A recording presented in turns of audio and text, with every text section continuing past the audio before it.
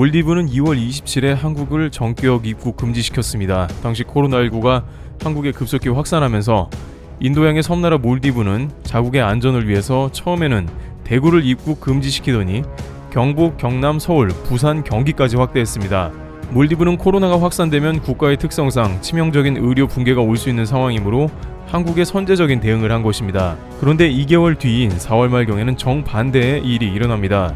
압둘라 샤히드 몰디브 외교장관은 강경화 외교부 장관에게 전화를 해서 코로나19 감염증을 대응하기 위해서 한국과 협력하고 싶다고 말하며 한국은 뛰어난 방역으로 코로나를 잠재웠다면서 몰디브도 이에 협조를 요청한 것입니다.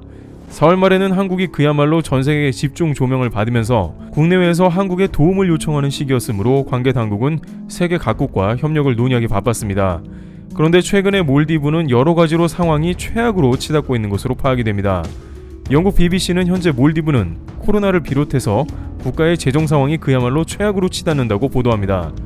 우선 몰디브는 중국의 1대1로 육상 해상 실크로드 프로젝트로부터 거액을 빌려 진행한 대형 건축 토목 프로젝트의 수익성이 낮아 빚더미에 앉았다는 보도가 나온 것입니다.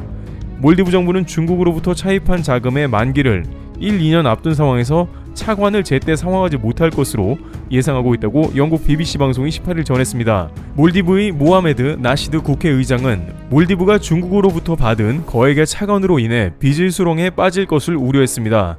그는 BBC와의 인터뷰에서 대형 프로젝트들이 차관을 상환할 수 있을 만큼의 수익을 창출할 수 있을지 의문이라며 그 어떤 사업 계획도 빚을 갚을 만큼의 능력을 보여주지 못한다고 말했습니다. 그런데 여기서 중국의 전형적인 함정적 사업 방식이 결국 몰디브를 좌초시켰다는 주장이 나왔습니다. 중국은 1대1로를 진행할 때 파트너십에 의해서 상대방 국가와 상생하는 방안으로 진행해야 하는 걸 간과합니다. 상대방 국가도 잘 되어야 그 다음 수주로도 진행이 되며 사업성이 좋게 나와야 중국의 돈을 빌린 경우라면 상환도 수월하게 해나갈 수 있는데 중국은 오히려 사업비를 심하게 부풀려서 뒤집어 씌워버렸습니다. 게다가 대다수의 건설 노동인들은 중국인이 파견되니 많은 나라들은 자국의 경제적인 효과는 거의 없습니다. 심지어 인도네시아와 방글라데시와 같은 인구가 많은 나라에서도 건설 인부를 중국인을 데려다 썼습니다. 그러다 보니 경제 규모가 취약한 나라들은 중국과 단 한 번의 거대 프로젝트만 진행하더라도 나라가 휘청입니다. 몰디브 나시디 국회의장은 중국에서 빌린 명목상 부채는 31억 달러 3조 6천억 원 상당이지만 실제 받은 액수는 11억 달러 1조 2,700억 원 상당밖에 되지 않는다고 주장했습니다. 2조 원 가량을 중국이 중간에서 가로챈 것이나 다름없는데 몰디브는 이것을 버틸 재간이 없다는 것입니다. 몰디브의 국내 총생산 GDP가 49억 달러 5조 7천억 원 수준인 것을 고려하면 중국으로부터 받은 차관의 총액이 연간 GDP의 절반 이상을 차지하는 셈입니다. 결정적으로 중국에서 빌린 대규모 자본으로 진행한 사업 중 말레섬과 훌루 말레섬을 잇는 대형 교량 시나말레가 대표적으로 수익성이 낮은 것으로 지목되고 있습니다. 몰디브 정부는 이 다리를 통해서 관광 활성화는 물론 몰디브 경제가 살아날 것으로 예측은 했는데 문제는 중국 정부와의 1대1로 계약이 어떤 의미인지 공사비가 어떻게 될지 세밀하게 검토하지 않은 것입니다. 예를 들어 시나말레교는 왕복 4차선의 연장 2.1km인 대형 교량으로 중국의 1대1로 프로젝트에서 몰디브 정부가 2억 달러를 빌려 건설한 뒤 2018년 9월 개통했습니다. 말레와 훌루말레의 발레나 국제공항을 잇는 이 다리로 인해 교통의 편의성이 매우 높아졌지만 코로나19 관광 수입이 줄어들면서 중국으로부터 빌려온 거액의 차관을 상환하는 게 매우 어려워진 것이죠. 폼페이오 국무부 장관은 이러한 중국의 1대1로의 자본 성격을 두고 파괴적이라고 지적한 바 있습니다만 말 그대로 몰디브의 재정을 완전히 파탄낸 정황이 드러났으며 복구조차 불가능하게 되어버린 것입니다. 그러나 중국 정부는 이에 대해서 오히려 기우라고 항변하고 있습니다. 몰디브가 괜찮다고 하는데요. 장리정 주 몰디브 중국 대사는 BBC에 몰디브가 부채 함정에 빠질 위험에 있다는 것은 허구라면서 중국은 몰디브나 다른 어떤 개도국에도 차관과 관련해 원하지 않거나 의지에 반하는 추가 조건을 제시하지 않는다고 말했습니다. 그러나 이에 대해서 많은 국가에서는 애초에 중국이 바가지를 씌운 데다가 철저하게 중국 중심의 계약서를 들이밀었기 때문에 결국 국가 재정이 파탄난 게 아니냐는 말이 나옵니다. 지난 4월 강경화 장관의 협조를 구했던 그날에 몰디브는 IMF로부터 자금 수요를 받기에 이릅니다. IMF는 신속 금융제도를 통해서 약 3천만 달러 규모의 자금을 급하게 지원하는 방안을 승인했습니다. IMF는 몰디브는 현재 코로나19로 관광객이 끊기고 국가 재정이 지극히 어려운 사태라고 언급했습니다만 사실은 주요한 원인은 중국에 상환하고 있는 빚더미로 끝없는 나락으로 떨어지고 있다는 의견이 나옵니다. 그런데 이렇게 끊임없이 중국 1대1로를 맺은 나라들이 줄줄이 IMF를 녹화하자 미국이 이를 막고 나섰습니다.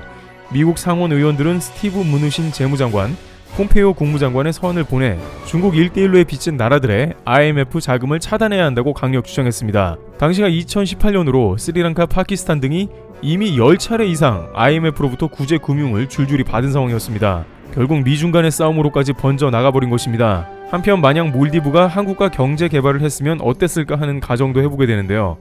물론 몰디브와 다양한 사업을 진행하기에는 여러가지 한계가 있고 그것이 한국에도 큰 사업성은 없을 테지만 한국의 신남방 정책의 모토는 중국의 파괴적인 자본과는 격이 다른 면을 보여주고 있는 것입니다. 한국 정부는 사람 평화 상생 번영 공동체 이른바 3P를 핵심으로 하는 신남방 정책을 펼칩니다. 진행되는 프로젝트들은 상대방에게 자본을 뜯어내는 게 목적이 아니라 상대 국가와 상생을 기본으로 장기적인 비즈니스를 맺는 관계로 가는 것입니다. 최근 코로나로 인해 구설수에 올랐던 베트남은 이번 주에 강경화 장관을 전 세계에서 가장 먼저 초청했습니다. 베트남은 신남방 정책의 주요 국가이기도 하면서 외국 투자 국가 중에 한국 비율이 가장 높기도 합니다. 한국과의 비즈니스를 오랫동안 경험한 국가이다 보니 한국을 신뢰할 수 있었으며 결국 자국에도 큰 도움이 되었다는 것을 확인할 수 있었던 것입니다. 여기에 코로나 때문에 한국을 막았던 것을 민망해하며 다시 한번 한국을 최고로 우대하는 모습이 나오는 것이죠.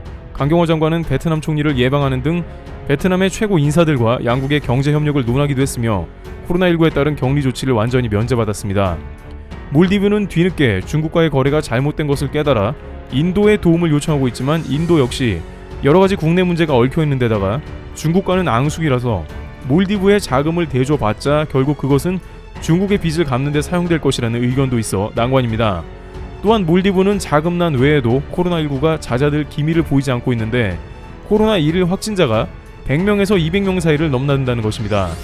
일각에서는 중국과 1대1로를 진행했던 몰디브에 중국 근로자들이 대거 오면서 코로나가 확산된 게 아니냐는 의혹이 제기되기도 했습니다. 이는 마치 지난 2월 이탈리아에서 중국의 근로자가 이탈리아와 중국 간의 1대1로 사업을 진행하면서 확진자가 퍼졌다는 의혹과 비슷한 것으로 몰디브는 중국의 1대1로를 비롯해 코로나 확진자 역시 대거 받아들인 게 아닌가 하는 의견이 나옵니다.